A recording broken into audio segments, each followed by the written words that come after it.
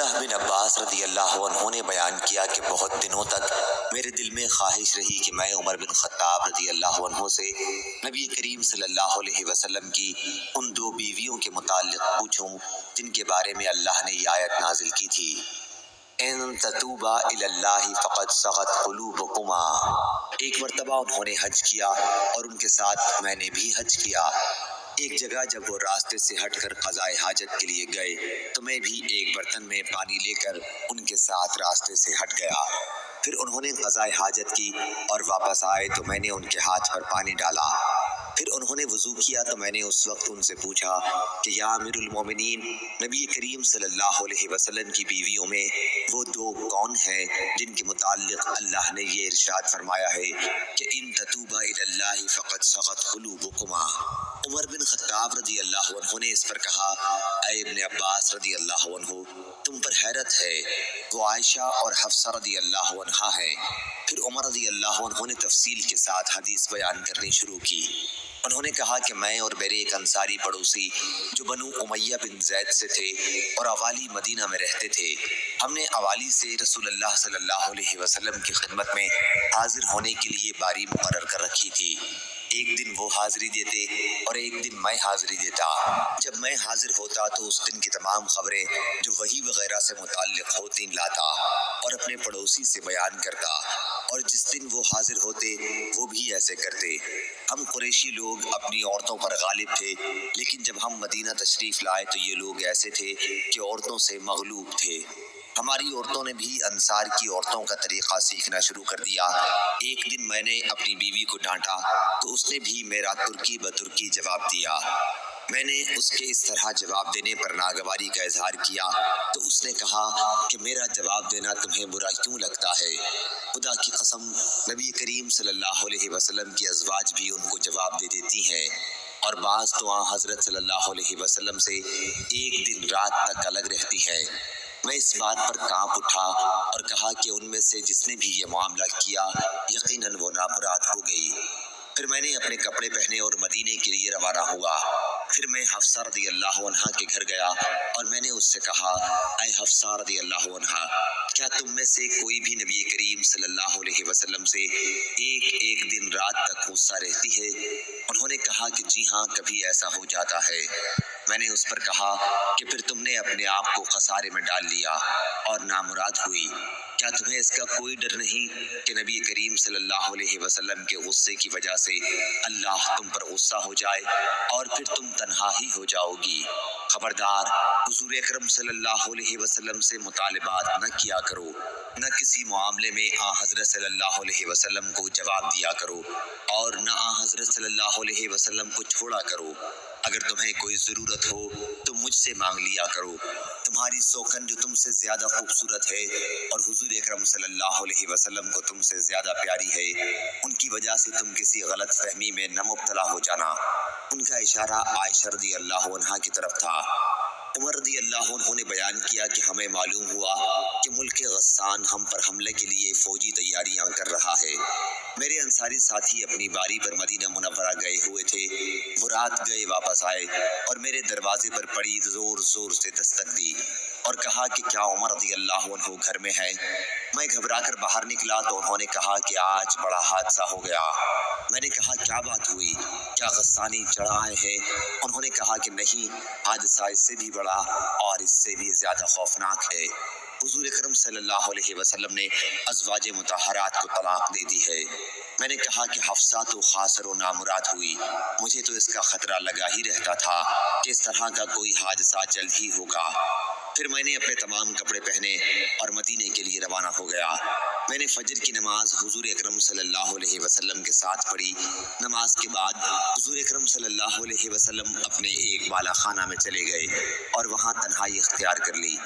میں حفصہ کے پاس گیا تو وہ رو رہی تھی۔ میں نے کہا اب روتی کیا ہو؟ میں نے تمہیں پہلے ہی متنبہ کر دیا تھا، کیا حضرت صلی اللہ علیہ وسلم نے تمہیں طلاق دے دی ہے؟ انہوں نے کہا کہ مجھے معلوم نہیں۔ حضور اکرم صلی اللہ علیہ وسلم اس وقت بالا خانہ میں تنہا تشریف رکھتے تھے۔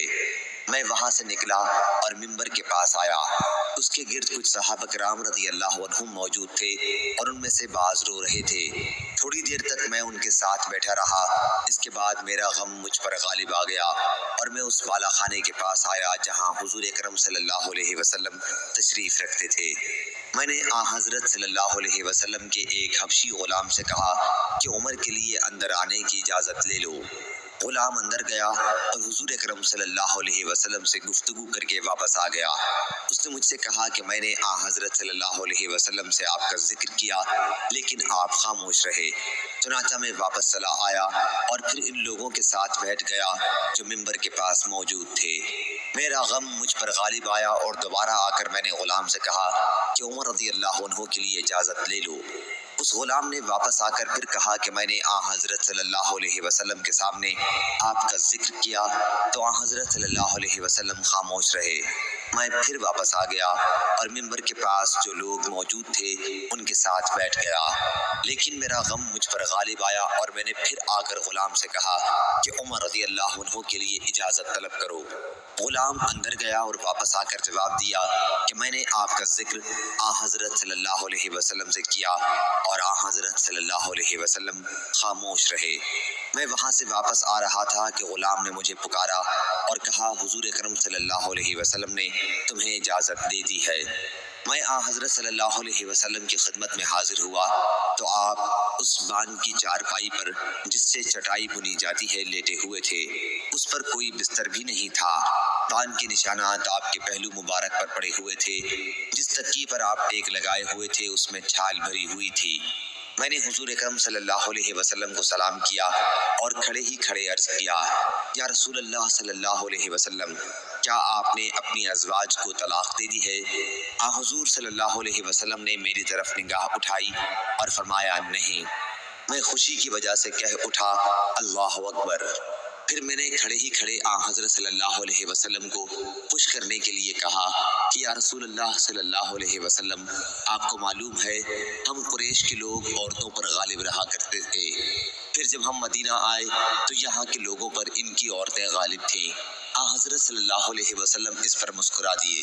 پھر میں نے عرض کیا یا رسول اللہ صلی اللہ علیہ وسلم، آپ کو معلوم ہے میں حفصہ کے پاس ایک مرتبہ گیا تھا اور اس سے کہہ آیا تھا کہ اپنی سوکن کی وجہ سے جو تم سے زیادہ خوبصورت اور تم سے زیادہ رسول اللہ صلی اللہ علیہ وسلم کی عزیز ہے، دھوکہ میں مت رہنا۔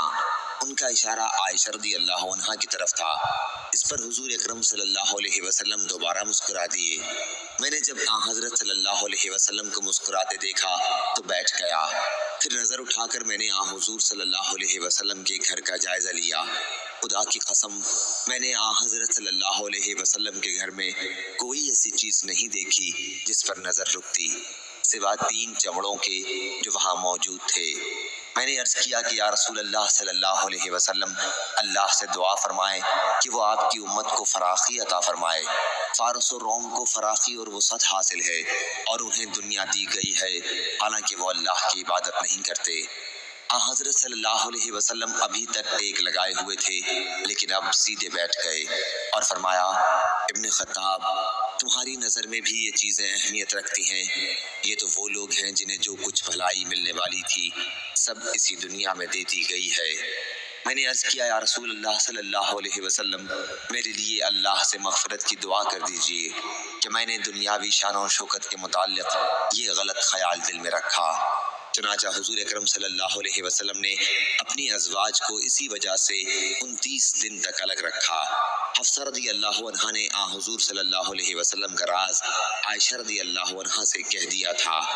حضور صلی اللہ علیہ وسلم نے فرمایا تھا کہ 1 مہینے تک میں ازواج کے پاس نہیں جاؤں گا، کیونکہ جب اللہ تعالیٰ نے حضرت صلی اللہ علیہ وسلم پر عتاب کیا تو حضرت صلی اللہ علیہ وسلم کو اس کا بہت رنج ہوا اور آپ نے ازواج سے الگ رہنے کا فیصلہ کیا۔ پھر جب 29ویں رات گزر گئی تو حضور صلی اللہ علیہ وسلم عائشہ رضی اللہ عنہا کے گھر تشریف لے گئے اور آپ سے ابتدا کی۔ عائشہ رضی اللہ عنہا نے عرض کیا یا رسول اللہ صلی اللہ علیہ وسلم، آپ نے قسم کھائی تھی کہ ہمارے یہاں 1 مہینے تک تشریف نہیں لائیں گے اور ابھی تو 29 ہی دن گزرے ہیں، میں تو ایک دن گن رہی تھی۔ حضرت صلی اللہ علیہ وسلم نے فرمایا کہ یہ مہینہ 29 کا ہے، وہ مہینہ 29 ہی کا تھا۔ عائشہ رضی اللہ عنہا نے بیان کیا کہ پھر اللہ تعالیٰ نے آیت تخیر نازل کی اور حضرت صلی اللہ علیہ وسلم اپنی تمام ازواج میں سب سے پہلے میرے پاس تشریف لائے اور مجھ سے اللہ کی وحی کا ذکر کیا۔ میں نے حضور صلی اللہ علیہ وسلم کو ہی پسند کیا۔ اس کے بعد حضور صلی اللہ علیہ وسلم نے اپنی تمام دوسری ازواج کو اختیار دیا اور سب نے وہی کہا جو حضرت عائشہ رضی اللہ عنہا کہہ چکی تھیں۔ صحیح بخاری حدیث نمبر 5191۔